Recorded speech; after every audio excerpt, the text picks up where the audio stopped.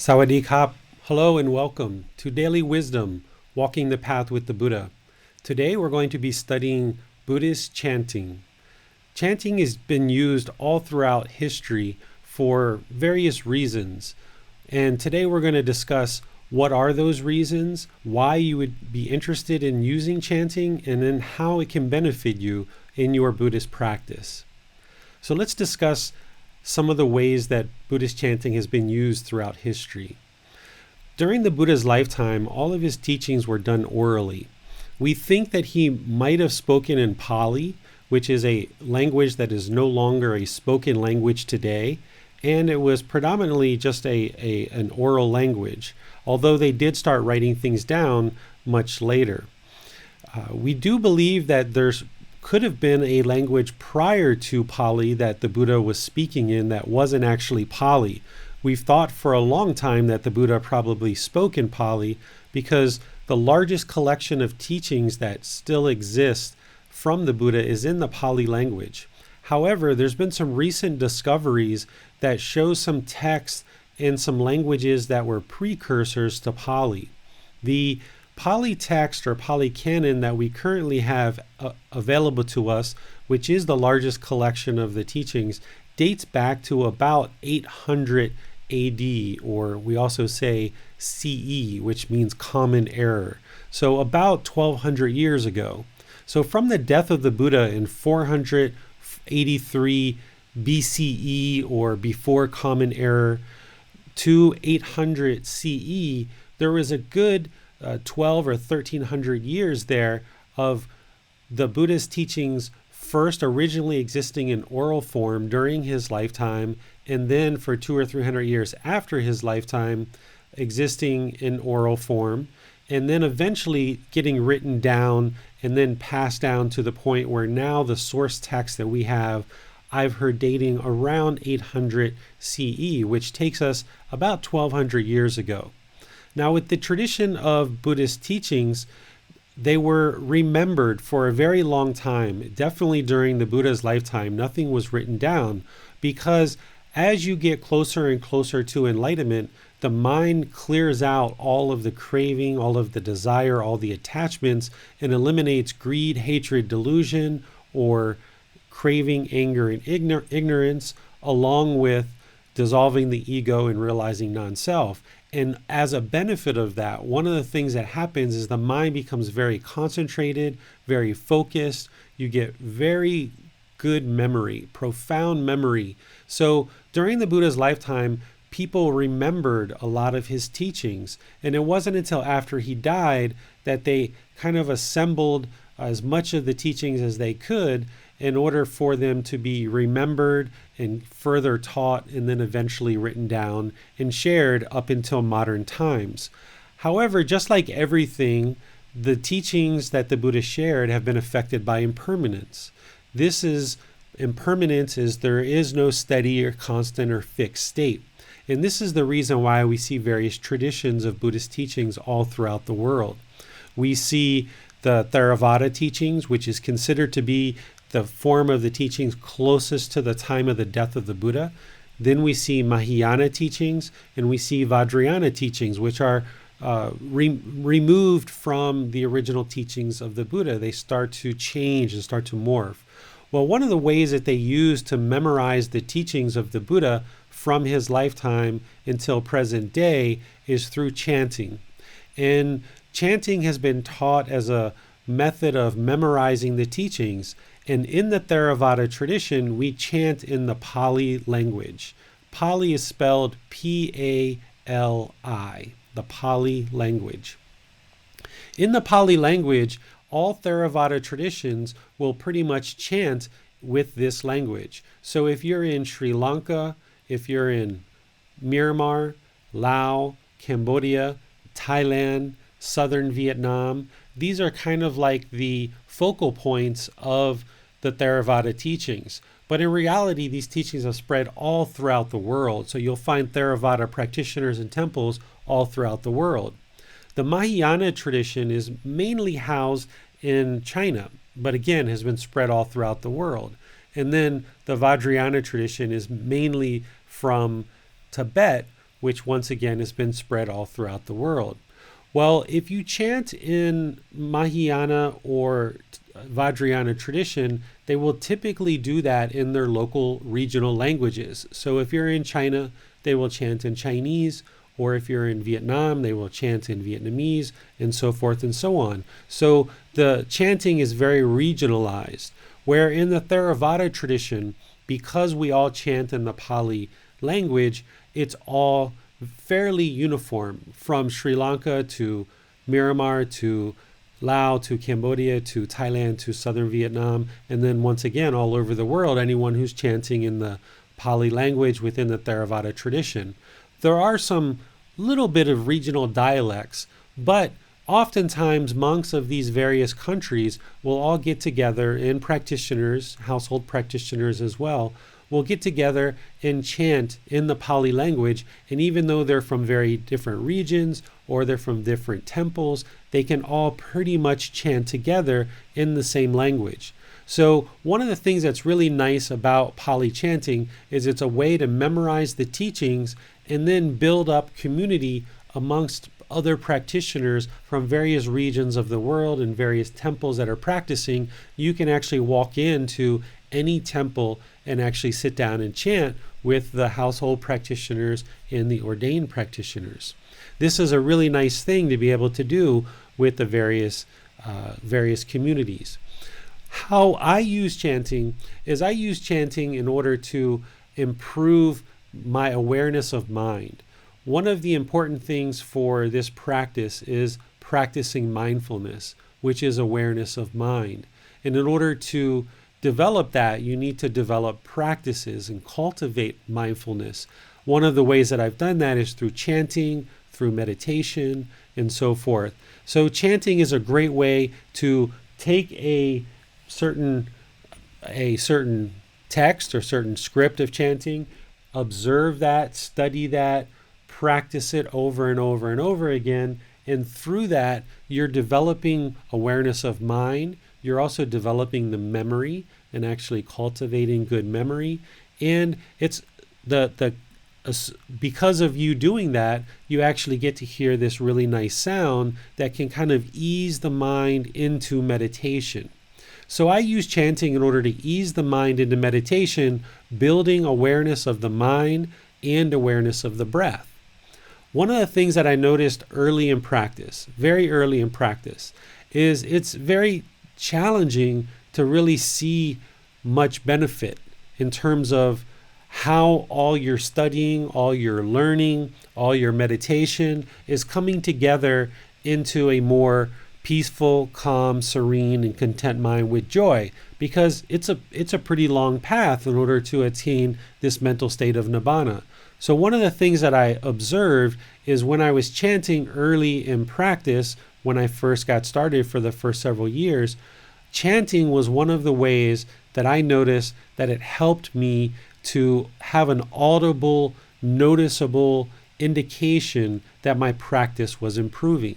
I could notice from session to session or month to month that the chanting that I was doing was gradually getting better and better and better, with a better tone, with a better organization of the syllables. I was becoming more aware of the mind, more aware of the breath, and the sound that was coming back was much better, and I was able to memorize the actual words much better as time went on. So this was a very clear indication to me that my practice was evolving. Even though my mind was still very cluttered, even though I still experienced hatred or ill will or challenges in other parts of my practice, the chanting was something that I could be doing on a regular basis on my own, to be able to observe that the work that I was doing was contributing to something that was continuing to improve. By staying dedicated to learning and practicing chanting, now I have the ability to do this chanting on my own or with class or wherever I'm teaching meditation. And this chanting is now a tool that I can use in order to help ease my mind into meditation and help students ease their mind into meditation as well. So chanting is essentially a tool. It's just like a hammer. When you see a hammer the first time, you can't pick it up and go build a house with it. You need to use it many times and hit many different nails until you become proficient at actually using this tool of a hammer. So chanting is the same way. If you would like to develop a chanting practice, you need to stay committed and dedicated to it, and through doing so, you will notice that it will become a more and more useful tool for you that will actually aid you in easing the mind into meditation, easing it out of meditation, developing mindfulness or awareness of mind, developing memorization, and helping you to observe that your practice is continuing to improve day by day through this audible sound that you're making through chanting. Now let's talk about chanting and mantras. Chanting in the Buddhist tradition, in the Theravada tradition, is what I've been describing to you so far. But in other traditions, you will hear them use the word mantra. For me, these two words aren't actually the same, although on the outside looking in, they could be maybe considered the same. Chanting is what I've described so far. From what I understand, and I don't understand much because I've never explored the Mahayana or Vajrayana traditions, but for me, what I've observed, what mantras are considered, is they are kind of special chants or special words that are used in a chanting fashion, and it's thought that these words and the organization of these words have some type of special ability or special spiritual powers. This isn't something that Gotama Buddha taught, but it's something that you will see in various Buddhist communities around the world. There is nothing that we can say or do in terms of chanting that through the hearing of that word, it's going to instantly create enlightenment. It doesn't work that way. Where chanting and or mantras benefit us is in what I described so far. It helps to build mindfulness, awareness of mind. It helps to build the memory, and it helps to develop a practice where you're able to slowly progress and move the mind in a direction of nibbana. But chanting and meditating alone is not going to create nibbana. Chanting and meditation can be a foundation to your practice, but by themselves are not going to create nibbana. You need to have the teachings that Gotama Buddha shared in order to go along with the chanting and meditation to build out your entire life practice.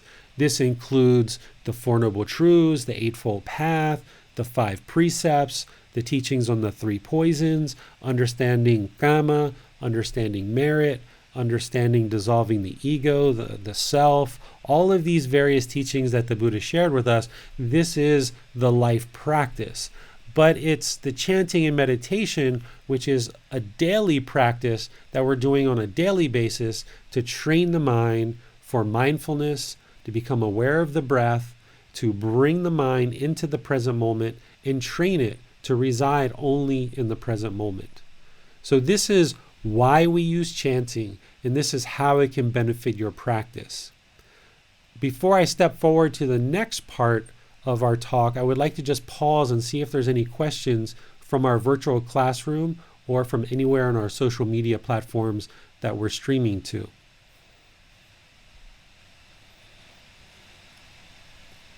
No questions? Okay, so continuing forward, let's talk about how we actually do the chanting.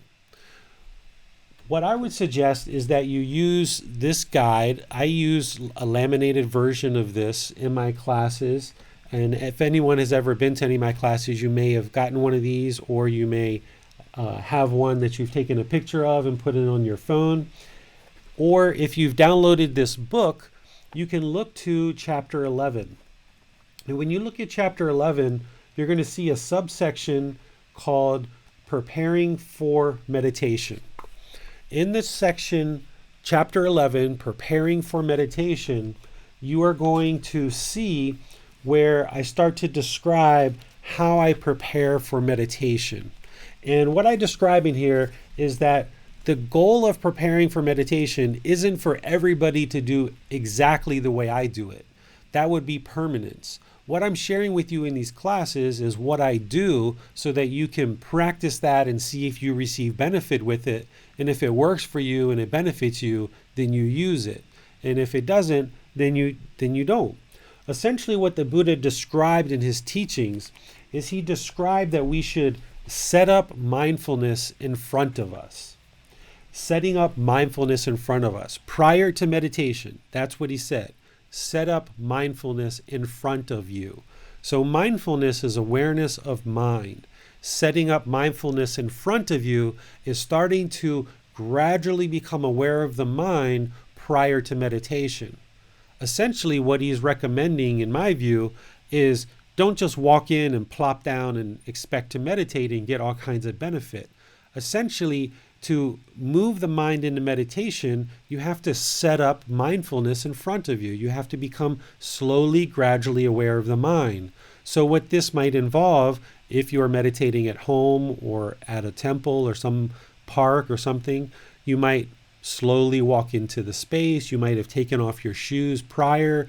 You might do a little bit of stretching. You might go to the bathroom, empty out the organs. Who knows? Just kind of essentially preparing the body, because you want the body to be comfortable for meditation.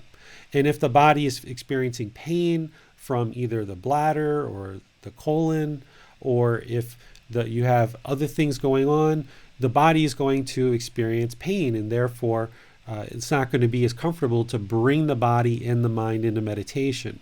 So have something that you kind of do, whether it's go to the bathroom, do a little bit of a stretch, or kind of move the neck from side to side. Essentially, start preparing the body for meditation. Then take your meditation position, whether that's seated, lying, or standing, or walking meditation. Take your position for meditation.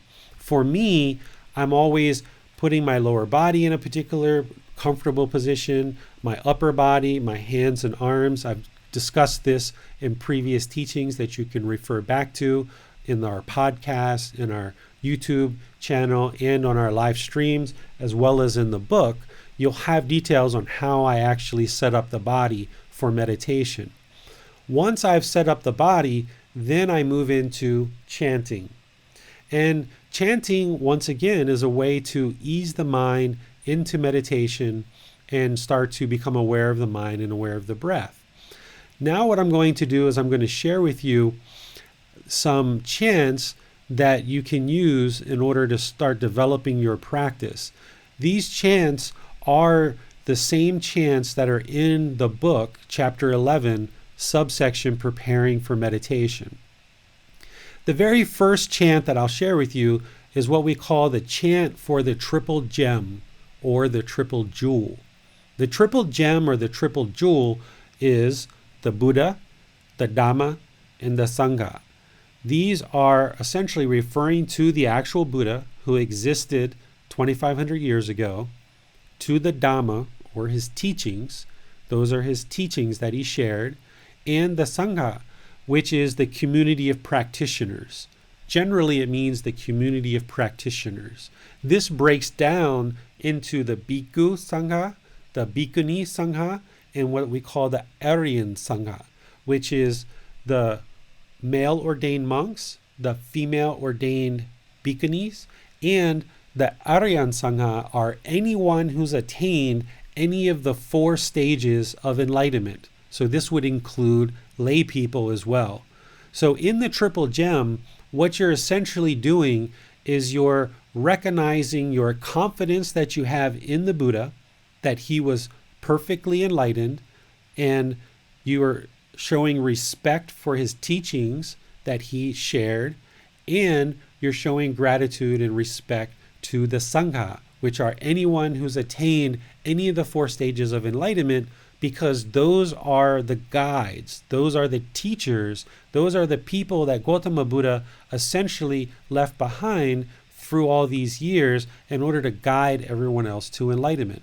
So when we're chanting to the triple gem or we're chanting the triple jewel, we're essentially acknowledging our confidence and our respect for the Buddha, his teachings, and the community of practitioners who are guiding others in order to attain enlightenment, the community.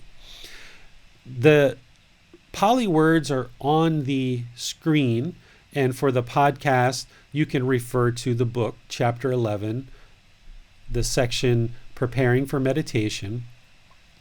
The Pali words here, I will say very slowly so that you can start to follow along and start to understand these words. They start with Arahang Samma Sambuddho Bhagava Bhutang Bhagavantang Abhivatemi. And there you see a period. And typically what will happen in a community of practitioners, at this point, everybody will prostrate down to the ground or bow to the ground, placing their hands on the floor and their head down onto the floor. And they're usually gesturing towards a statue in the front of the room. A lot of places will have statues, but not every place does, of course, because some places understand that statues aren't to be worshipped and aren't part of the Buddhist teachings. But you will oftentimes see people prostrate down to the ground as a way of showing respect and gratitude to the Buddha, because that first phrase is to show respect to the Buddha. What you'll notice that I do is I will typically place my hands up higher. So I will be chanting with my hands in my chest at my sternum, and then when I get to the end of that statement, I will move my hands up to my forehead to show respect to the Buddha. As you can see here with this first phrase, the English translation is, the perfectly enlightened one is worthy and rightfully self-awakened. I bow down before the awakened, perfectly enlightened one. What a perfectly enlightened one is a Buddha. Because, as I've mentioned in previous teachings, a Buddha is self-awakened, which means they understand the path very, very clearly. Because they didn't have lots of teachers teaching them and guiding them along the path, they individually, on their own, discovered the teachings to enlightenment. So, as they acquired certain realizations on their own, they practiced those teachings, and if it worked, they kept it, and if it doesn't, then they discard it.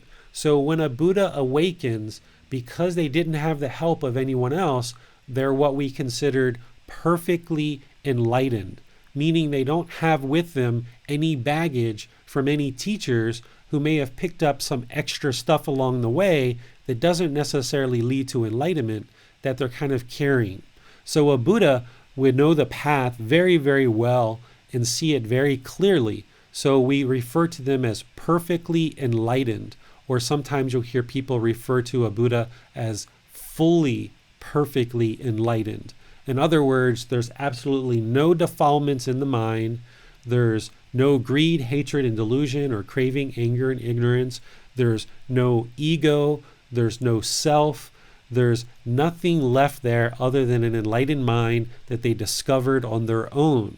And that's why the second part of this English translation says, rightly self-awakened, right? Someone who self-awakens, you'll see how challenging it is to awaken with the guidance of teachers and guides, but to do it on your own is extremely challenging.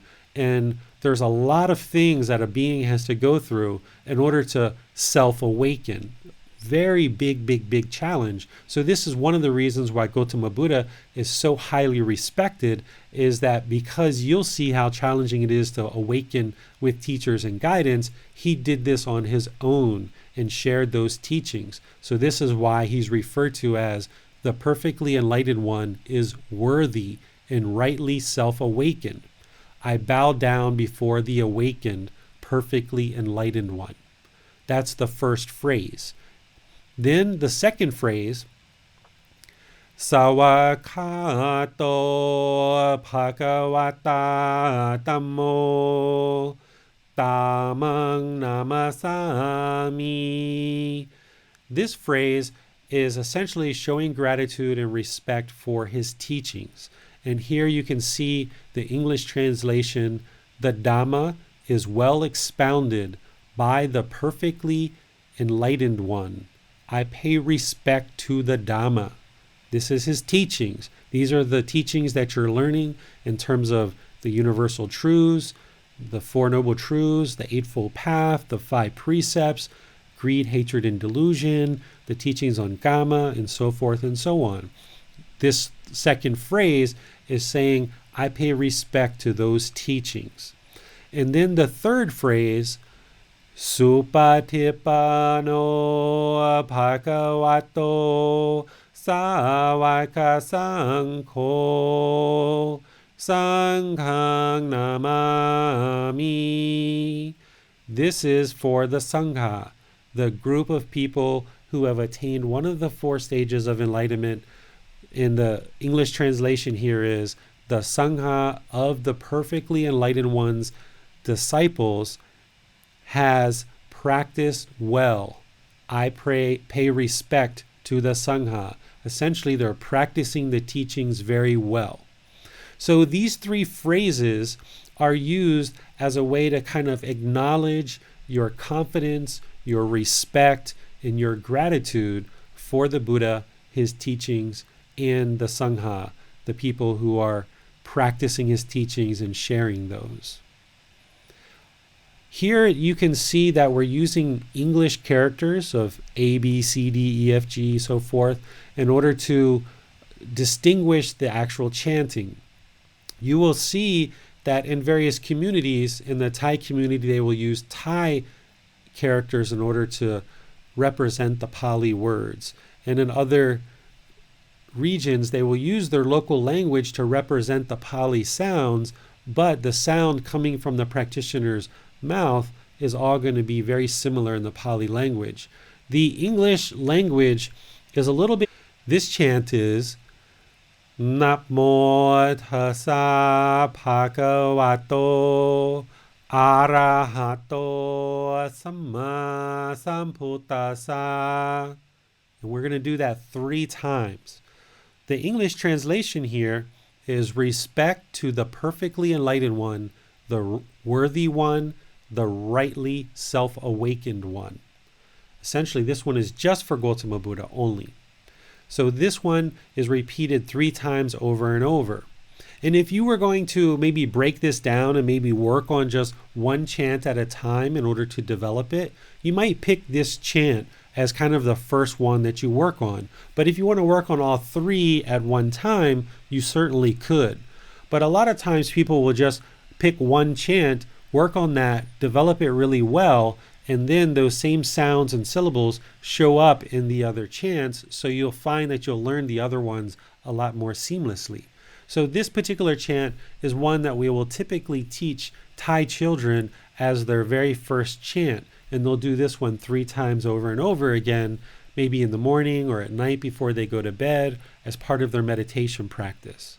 So this particular chant to respect Gotama Buddha, Namo Tassa Bhagavato Arahato Samma Sambuddhassa.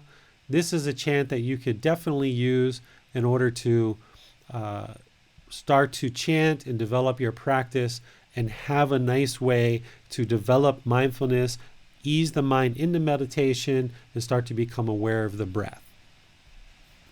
The next chant that I would like to share with you is another chant that we also do as part of this tradition. This one, I refer to it as the Iti Piso, and this is how I usually hear Thai people referring to it as well. There isn't kind of a way to refer to these chants other than by kind of like the first few syllables. So the very first chant, people will refer to that as maybe like the Arahang Samma Sambuddhassa. In the second chant, they would refer to as the Namo Tassa. In this chant, we refer to it as the Iti Piso.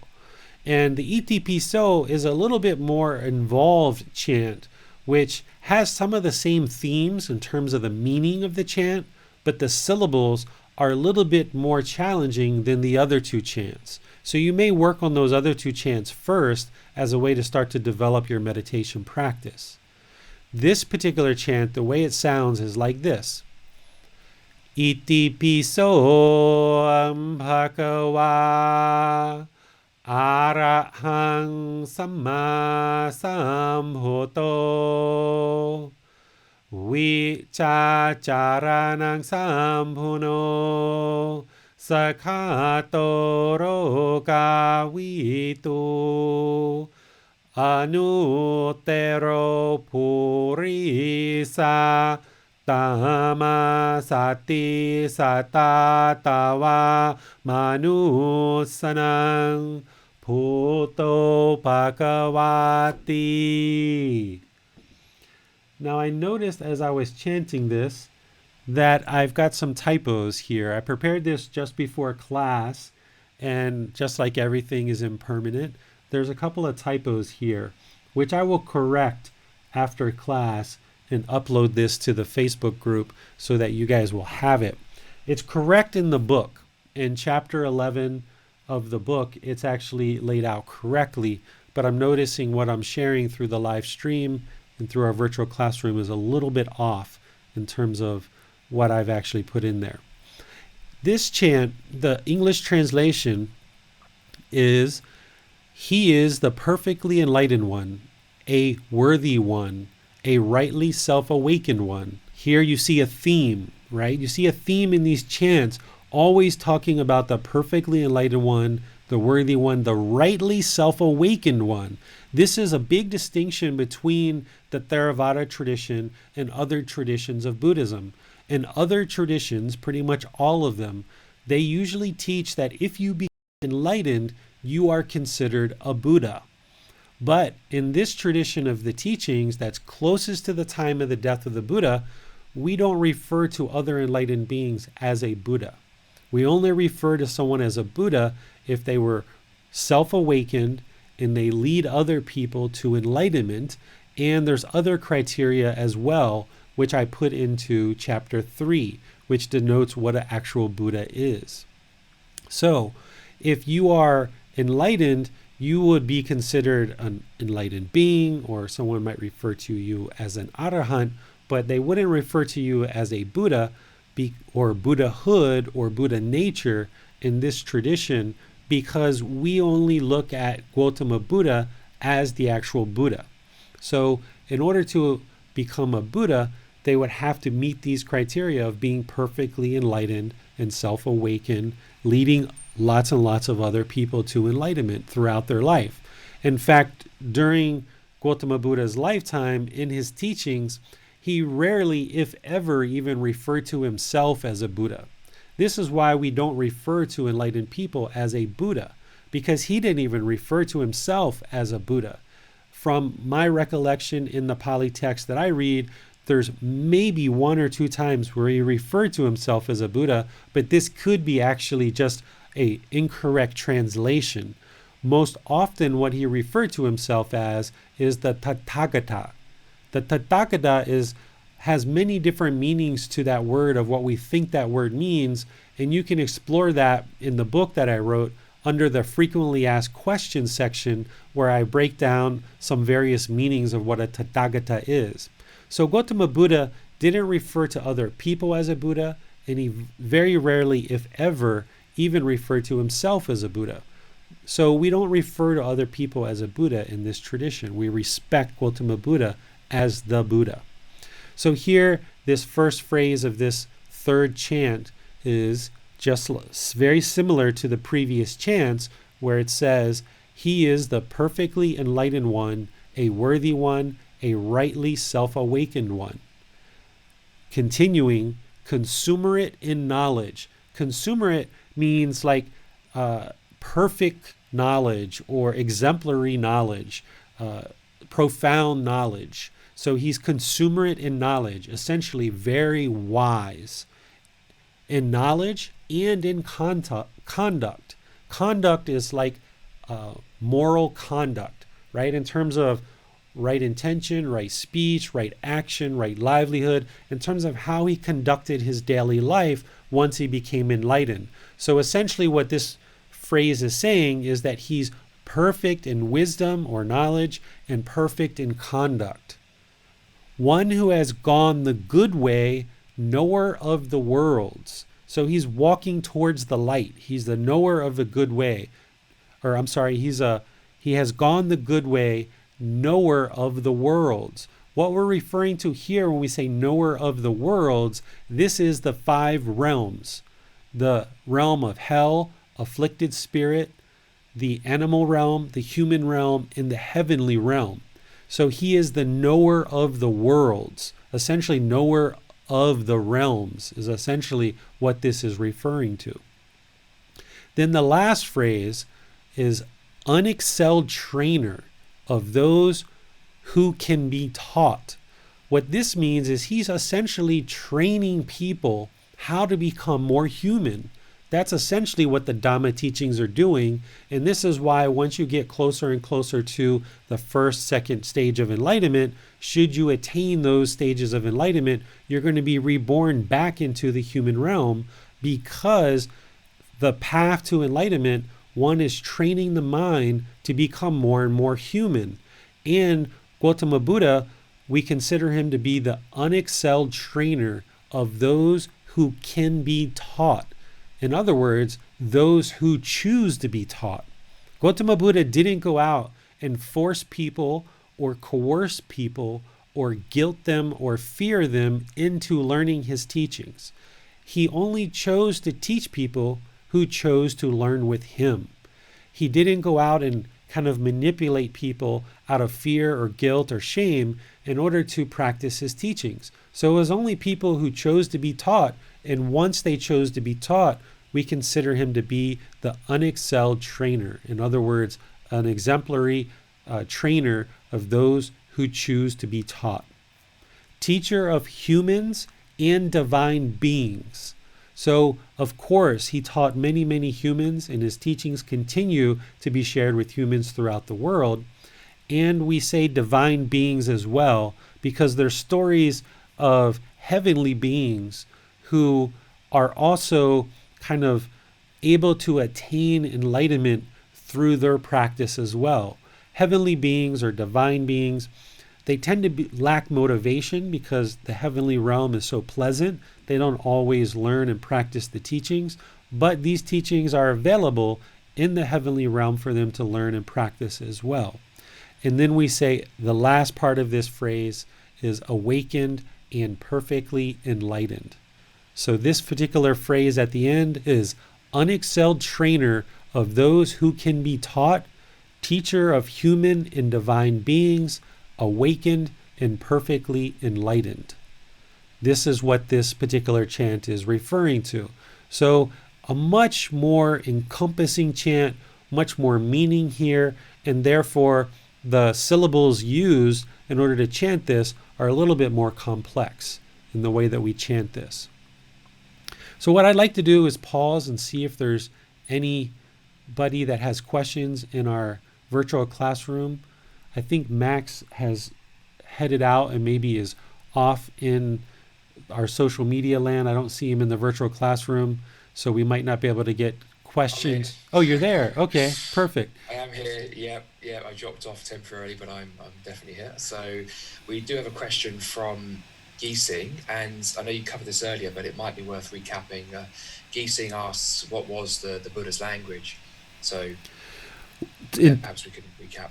So honestly, we really don't know, because he taught 2,500 years ago. The teachings that we have available to us are in the Pali text, which essentially date back to about 1,200 years ago, although we know it existed prior to that. It's just the largest collection of teachings that we have date back to 1,200 years ago. So we've always assumed for many, many years that the Buddha taught in Pali. Many, many people assumed this. But in the last few years, archaeologists have uncovered teachings that were written down in a language prior to Pali, a language that predates Pali. It's kind of a precursor to Pali. So the Buddha could have spoke in that language, or it could have even been a language before that. But in reality, it doesn't really matter what language he spoke in, because today the teachings are available in English, and we can discover the true Dhamma through our practice. This is the Buddha knew that his teachings are impermanent, just like everything else. And he told people that upon attaining enlightenment, that they should take effort to move his teachings into their local languages and their local dialects. And he gave people permission to do that.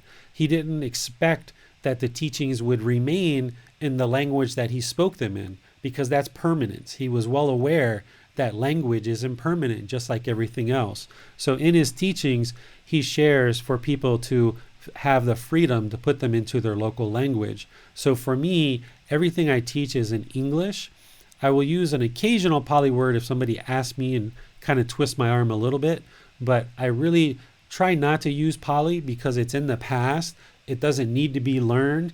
And if everybody is trying to relearn Pali just to try to understand the Buddhist teachings, that's a big mountain to climb just to understand his teachings. And then from that point, you have to start practicing. So by learning the teachings in English, a language that you already know, you can immediately start practicing.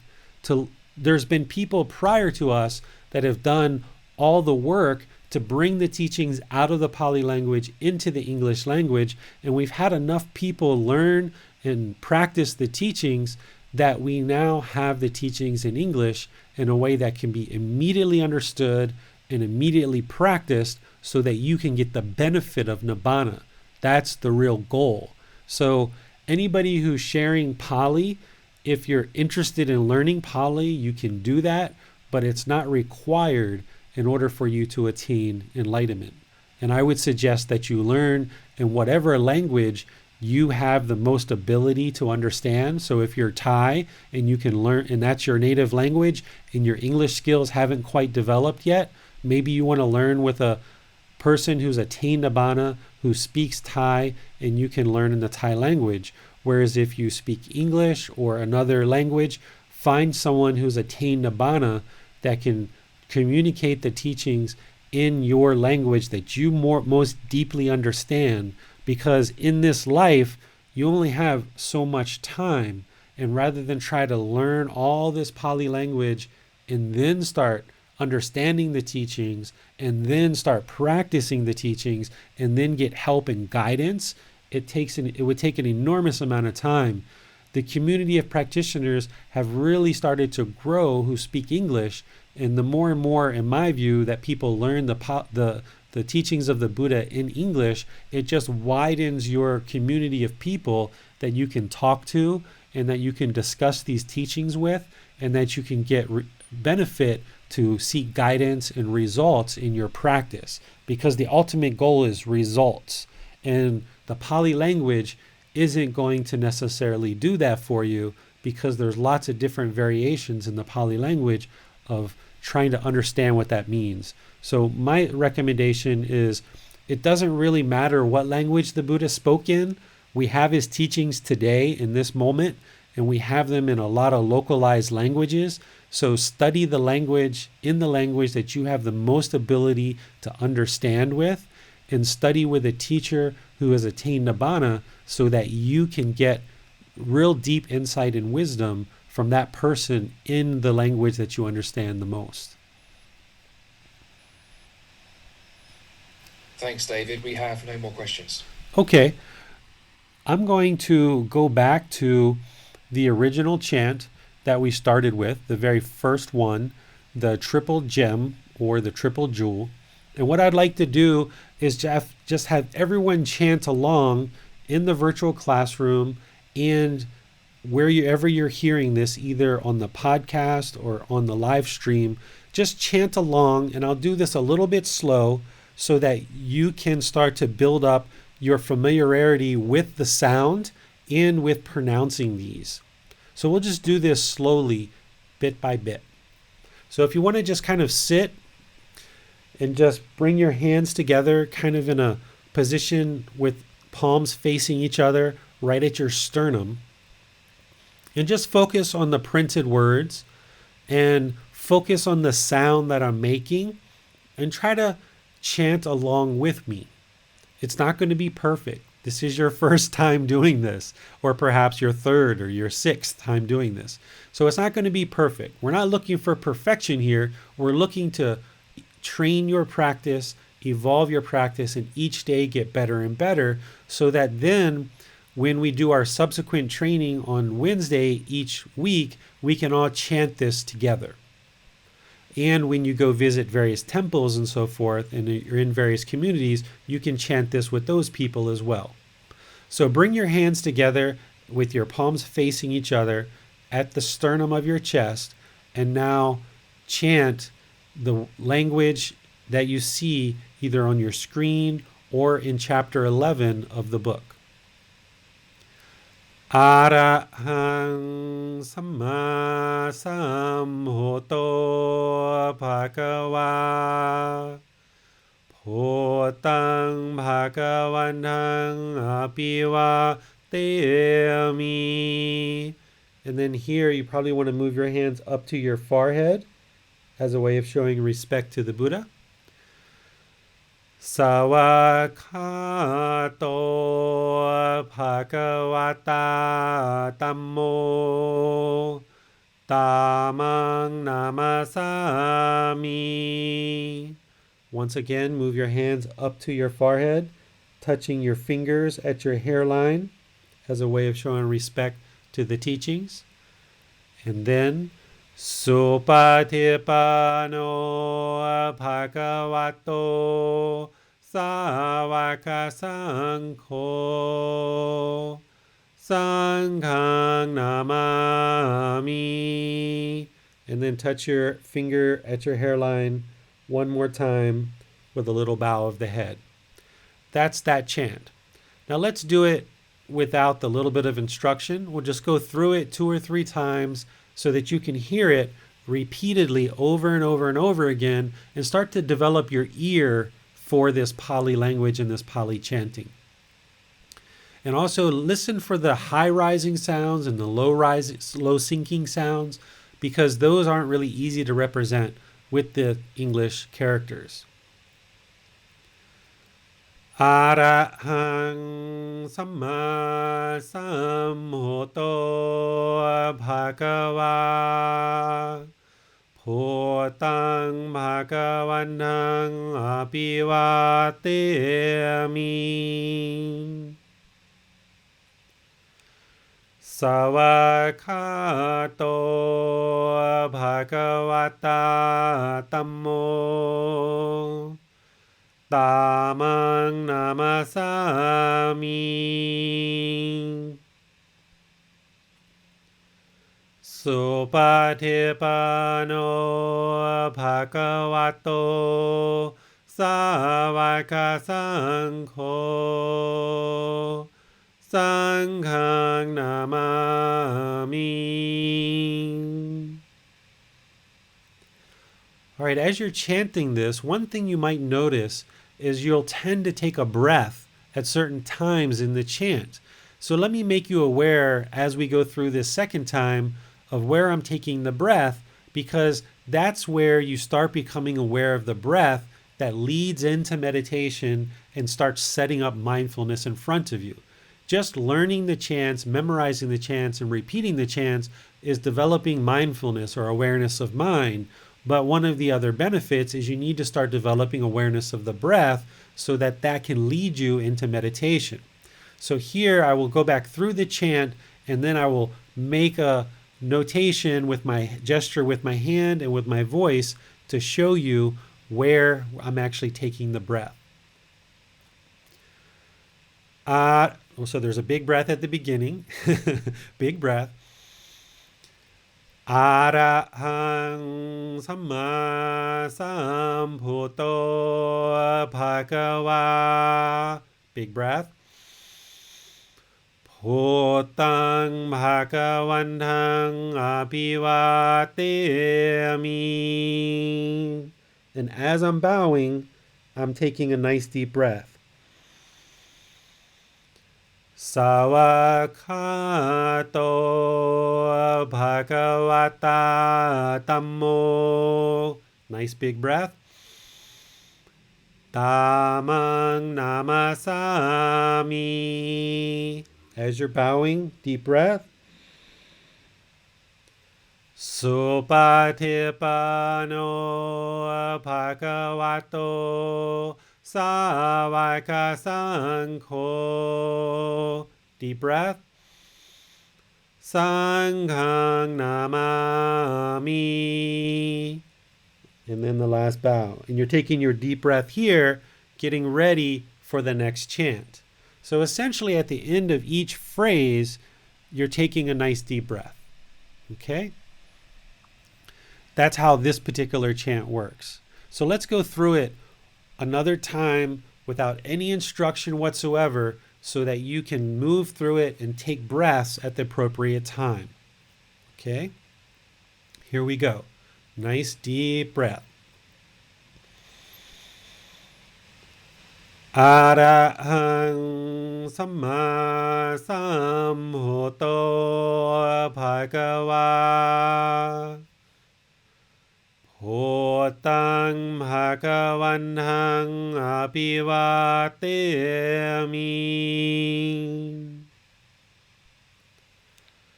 สวากขาโตภะคะวะตาธัมโมDhammang namasami. Supatipano bhagavato sāvaka saṅkho saṅghang namami. And then a final deep breath there in preparation for the next chant. Okay. Now we'll move on to working with the next chant, the Namo Tassa. Here, it's just 3 times the same phrase, and we're taking a breath at the end of the phrase in preparation for the next phrase. So we would have just taken a nice deep breath. Namo Tassa Bhagavato Arahato Samma Sambuddhassa. Actually, one of the things I notice is I actually do take a breath in the middle of this phrase. So let me share that with you. It's Namo Tassa Bhagavato, breath. Arahato Samma Sambuddhassa. Namo Tassa Bhagavato, breath. Arahato Samma Sambuddhassa. Namo Tassa Bhagavato, breath. Arahato Samma Sambuddhassa. So this is the chant that you might want to work with just by itself in isolation. And do that for several days until you feel like you've got it down, and you can do it unassisted without a paper, without your eyes, because now you're looking at the paper or the screen or whatever you're using as a reference, and you're having to follow along with your eyes. But what you'll notice is as you learn the breathing and you memorize these, you can actually close your eyes, and now you get a lot of benefit because now you can close your eyes and recall the chant and just focus on your awareness of mind and focus on the awareness of the breath. But in order to get there, you need to practice this several times throughout your day, throughout the week, and then slowly, gradually eliminate the visual, which is the book or whatever you're using as a visual. Eliminate that and work on memorizing this so you can do it without any visual. Okay? So for now, if you need the visual, use the visual, but over time, slowly phase that out. Arahang Samma Sambuddho Bhaka. Oops, wrong chant. Here we go. Namo Tassa Bhagavato Arahato Samma Sambuddhassa. Breath. Namo Tassa Bhagavato. Breath. อะระหะโตสัมมาสัมพุทธัสสะ breath นะโมตัสสะภะคะวะโต breath อะระหะโตสัมมาสัมพุทธัสสะ Okay, this is a really good one to start with. Really good to learn this chant first. This is actually the one that I learned first. I didn't do the other ones. I only focused on this one for quite a long time. And then the more and more I memorized it, then I phased the visual out for this one, and then I started focusing on the other ones. Okay, so this is a really good one to start with. Now let's move to the Iti Piso, because this one a little bit more involved, a little bit more challenging. The Iti Piso, it sounds like this. I'll let you know where I'm doing the breaths. Again, nice deep breath at the end of the last chant that leads into this one. So you have already taken a nice deep breath. Iti piso bhagava. Breath. Arahang samma sambuddho. Breath. Vichacharanang sambuddho. Breath. Savakato rokavitu. Breath. Anutero purisa. Breath. Tamasati satatawa manusanang. Breath. Puto bhagavati. So that last phrase, there's actually two breaths, which we don't do in any of the other phrases. So the first phrase, iti piso bhagava, breath, arahang samma sambuddho, vichacharanang sambuddho, breath, Savakato rokavitu. Anutero purisa. Breath. Dhammasati satatawa manusanang. Breath. Puto bhagavati. Okay, these places where I'm doing breaths are natural pauses in the chant. So when you're chanting with other people, you will notice that everyone tends to take a natural pause at this spot. So that's an ideal place to take a breath, right? If you find that taking a breath somewhere else works better for you, by all means, do it. This isn't about everyone has to do it exactly the way I do it, but if this guidance and this coaching helps you, go ahead and use it. So these places where I'm taking a breath can be helpful for you because that's where everybody's doing a natural pause anyway. Okay? All right, so let's chant these all together, the Arahang, the Namo Tassa, and the Iti Piso, all together at one time, all the way through, without pausing and without me instructing where to take a breath. You just kind of soak into it and just kind of naturally go through and develop your practice through repeating this with a teacher a few times. So go ahead and get ready with your hands. And if you need the visuals, go ahead and look at the visuals. And here we go. Arahang samma sambuddho bhagava. Bhutang bhagavanang abhivateyami.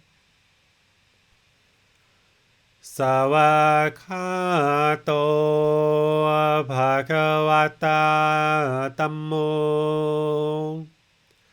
Dhammang Namasami.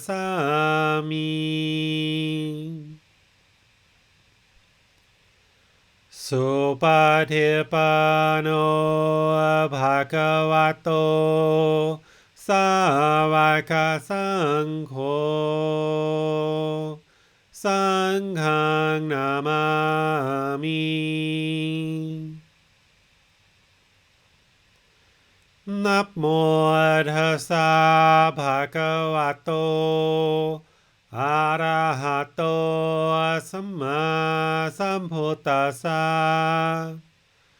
Namo Tassa Bhagavato Arahato Samma Sambuddhassa. Namo Tassa Bhagavato Arahato Samma Sambuddhassa. Iti piso bhagava arahang samma sambuddho vicacaranang sammuno sakato rokavitu Anuttero purisa tamasati satatawa manusanang bhuto bhagavati. And there at the end, I usually bring my hands up to the forehead again for one last respect and bow of the head.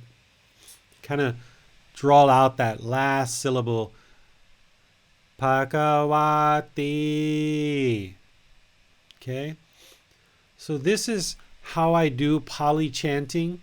There's lots of other chants. So if this is something that you develop and that you enjoy it and it's beneficial for your practice and you'd like to learn more, there's places that you can go that really specialize in chanting, and you can learn more and more and more and more of these chants. If you're here in Thailand, or most likely other places of the world that have Theravada temples, you can go in for morning chanting and evening chanting, because the monastery is typically on a schedule where every morning and every night they do a full run of about 30 minutes to an hour of chanting and meditation.